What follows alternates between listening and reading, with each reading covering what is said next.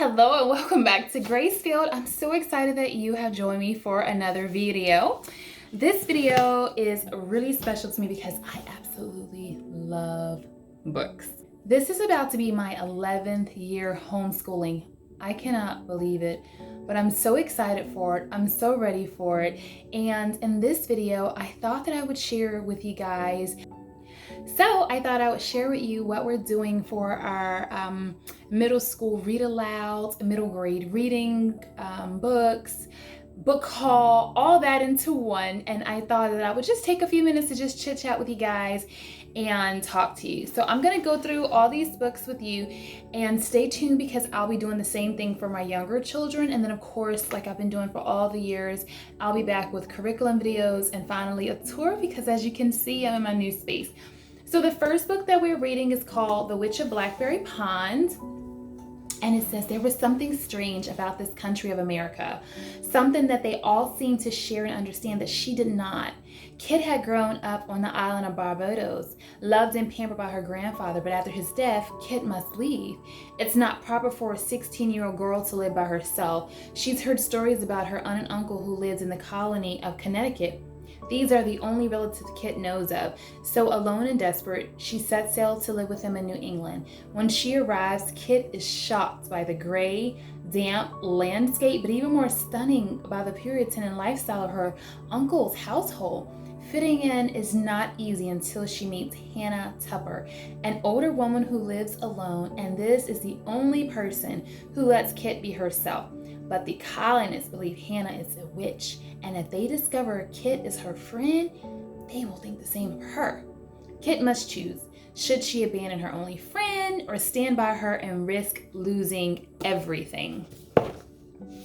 The next one is Red, White, and Whole. It says, ambitious, heartbreaking, soul-satisfying, the seamless blend of ancient Indian forelock and modern Western storytelling makes this winner a standout. It says, I have two lives, one that is Indian, one that is not. But only in one place do I have my parents. Rhea feels torn between two worlds. School, where she's the only Indian American student, and home with her family and their community. But Rhea's parents don't understand. She feels disconnected from her mother or Amma. Although their names are linked, Rhea means star and Punam means moon, they are a universe apart. Then Rhea finds out that her Amma is sick, really sick. And Rhea, who is dreaming of becoming a doctor, even though the sight of blood makes her woozy, is determined to make her Amma well. She becomes fixated on red and white blood cells, facing her fears and being the daughter her parents want her to be, because she has no idea how she can go on if the moon is missing from her sky. Next up is Loyalty. A few seconds later, I was standing before the Green Dragon Tavern. Sure, I was like St. George outside a real dragon's cave and about to go into battle. It was here that the Sons of Liberty planted their treasonous activities. Of course, I knew there was no true dragon within, but I felt I was going to enter the lair where I would find the men who were responsible for my father's murder. Uneasy in an excited way, happy that my loyalty had gained purpose and direction, I clenched and unclenched my fist, took a deep breath, and stepped inside. This is Once Upon a EID.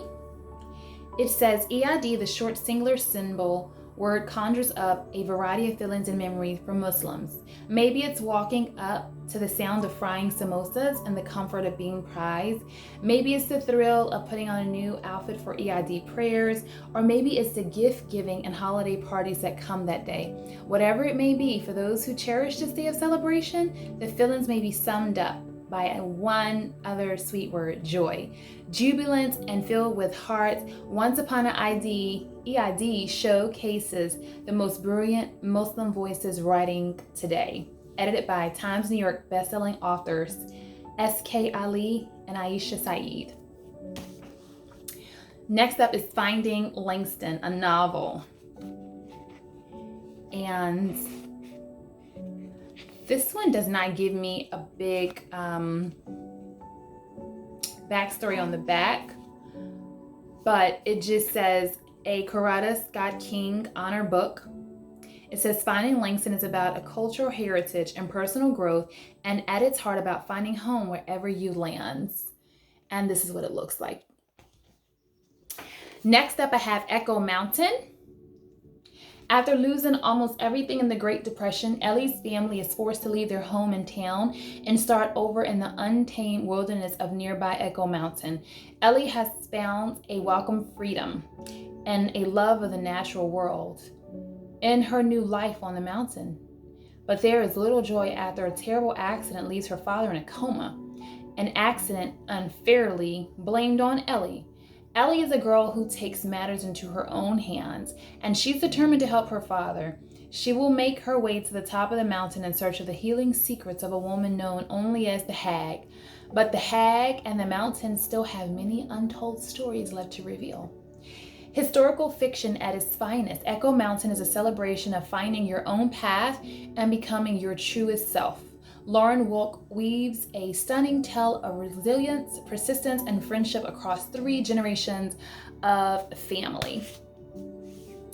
Next up is Pages & Co., Tilly and the Book Wanderers.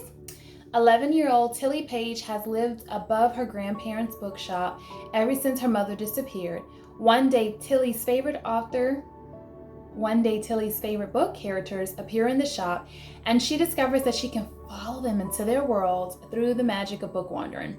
Can her new power solve the mystery of what happened to her mother all those years ago?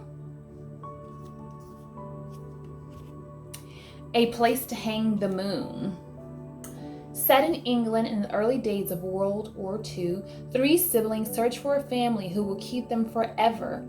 I admire those 3, their love for each other that keeps them going despite cruelty and neglect.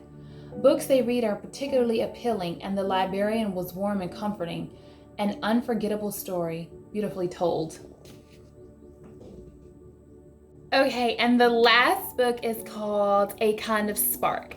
Now, I did have one more book, but when I was looking for it, I couldn't find it, and A Kind of Spark is en route. It's not here yet, but I did want to just let you guys know that we are reading that book as well. So I'm excited to share with you guys what my middle schooler is reading, what the middle grade books are. And I'll be back with another video, so thank you so much for taking the time to watch. If you haven't already, make sure you subscribe so that you don't miss any of these videos. And if homeschooling is not necessarily your thing, because this is kind of book related, so it could be homeschool or not, I do have other videos from homemaking to homekeeping to homesteading, gardening, my goats, my chickens. So there probably is something for everyone. But until the next video, blessings.